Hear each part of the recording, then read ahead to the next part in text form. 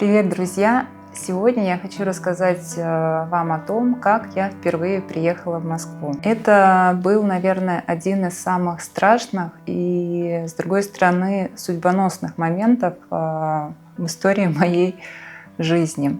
Москва встретила меня совсем не так, как я себе это представляла, но именно тогда началась моя новая взрослая самостоятельная жизнь. После окончания школы я хотела поступить в институт. Я думала, что образование даст мне шанс и возможность вырваться из моей деревни и жить совсем другую жизнь, не такую, какой была у моих родителей. Я несколько раз пробовала поступать. В первый год после окончания школы я поступала в сельскохозяйственную академию на экономический факультет, но экзамен провалила. Я пробовала поступать, готовилась к экзаменам, ездила на экзамены, но обе попытки были провальные. Первый год после окончания школы я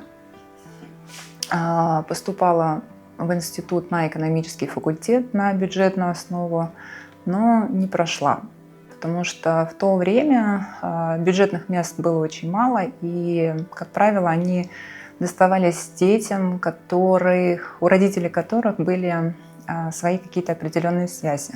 У моих родителей таких связей не было, и денег, соответственно, если на платную основу поступить, тоже не было. У меня был единственный шанс попробовать поступить на бюджет. Но первый год попытка была провальная. После этого я год сидела дома. В моей голове немножко перевернулось все. И на следующий год я поступала уже в Академию МВД. Хотела стать следователем уголовного розыска. Тоже в течение года занималась, поехала в город Волгоград, где находилось учебное заведение, и сдавала там целую неделю экзамен. Но мне не хватило немножко сил физических, какой-то, наверное, выносливости, чтобы сдать физкультуру. Я провалила этот экзамен, и мне пришлось снова возвращаться домой к родителям без результатов. После возвращения домой в глазах родителей, конечно же, было опять разочарование, что я никуда не поступила.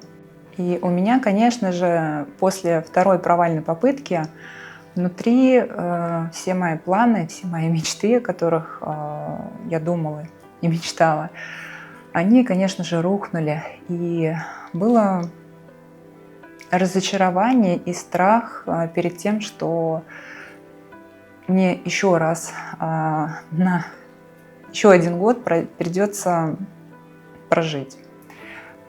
С теми же разговорами, с теми же лицами, которые меня окружали, с теми же заботами. И ничего нового в моей жизни не произошло бы за этот год. И тогда я приняла решение, которое, наверное, было единственным на тот момент, поехать учиться в район на бухгалтера. Это профессиональное училище, ПТУ. И я поехала, подала документы туда. Этот год я отучилась, получила диплом. Диплом – это чисто бумажка, корочка, с которой, в принципе, устроиться на работу не было возможным, потому что везде работодатели хотели корочку именно о высшем образовании. А корочка ПТУ им была неинтересна. Поэтому с этой корочкой я пошла работать в районе в обычный продуктовый магазин. И год так работала. За этот год у меня были отношения с одним молодым человеком. Отношения были непростые, так как у человека была зависимость алкогольная.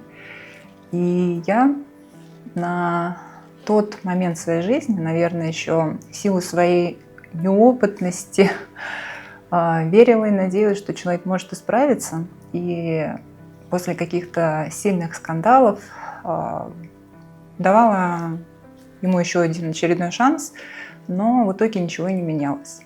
И прошел год, и я поняла, что так дальше продолжаться не может. Я вернулась к родителям, какое-то время жила у них, и потом одна знакомая мне позвонила и предложила поехать в Москву на заработки. Эта работа была продавцом на одном из рынков в городе Москве. Я долго тогда не думала, потому что понимала, что вот он, мой шанс вырваться, уехать, изменить что-то в своей жизни и избавиться от домогательства этого человека, который не оставлял меня в покое и продолжал преследовать, приезжать, опять бесконечные попытки начать все заново. Я жутко от этого устала, и поэтому с радостью приняла предложение своей знакомой поехать в Москву. Я собрала маленькую сумочку с вещами, заняла у родителей денег. Денег было немного, буквально на билет и на пару дней жизни в Москве. Села в поезд и поехала в этот большой загадочный город. По дороге в Москву, сидя в поезде, я верила, что все будет хорошо и в моей жизни обязательно все наладится. Когда утром я приехала на Казанский вокзал в Москву, выйдя из поезда, у меня перехватило дыхание, потому что вокруг много людей, спешка, суета. Я не понимала, куда идти. Видела перед собой метро, и у меня был сильный страх туда заходить, потому что ориентироваться в метро я не умела, потому что у меня не было такого опыта. И нужно было как-то понять, как мне добраться до знакомой. Долго стояла возле схемы метрополитена и пыталась понять,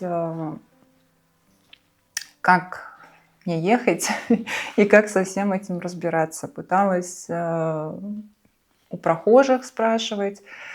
Ну, это территория вокзала, и там, конечно же, в метро было очень много таких же приезжих, как и я, которые сами с такими вот выпученными глазами стояли, смотрели и пытались понять, разобраться со своими задачами, куда им ехать. Но в итоге я все-таки справилась, доехала до станции Ярославская, где ждала меня знакомая. Мы с ней встретились, поговорили, и выяснилось, что работы, на которую я ехала, уже нет. Что хозяйка магазина уже нашла человека, и там, девочка одна уже вышла, что она работает. И так я осталась стоять с потерянным лицом и непониманием, а что дальше-то делать. Денег нет для того, чтобы снять себе жилье. Их буквально там на еду хватило бы на пару дней. И ночевать эту ночь мне тоже негде было. Но знакомая мне предложила пару ночей переночевать с ней в таких бытовках, которые находились на территории рынка. И когда я зашла в то место, где мне предстояло ночевать, я, конечно же, была в шоке, потому что были щели в стенах, в потолке. Я понимала, что если пойдет дождик, это все будет капать на постель. Бегали крыски. Постели были, кровати были сколочены буквально из каких-то досок, которые, как я думала, были найдены на ближайшей помойке. И в таких условиях мне предстояло ночевать первые 2 ночи в Москве.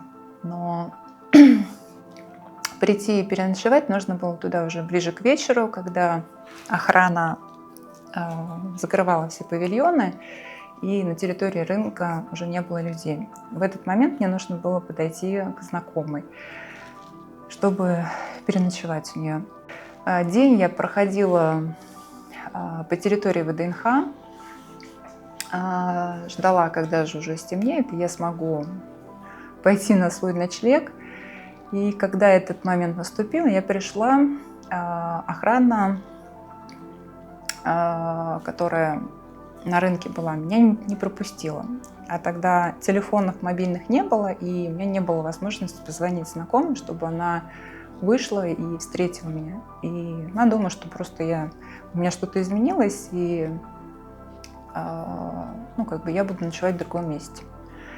В итоге я осталась на улице, пошла в ближайший двор, нашла лавочку,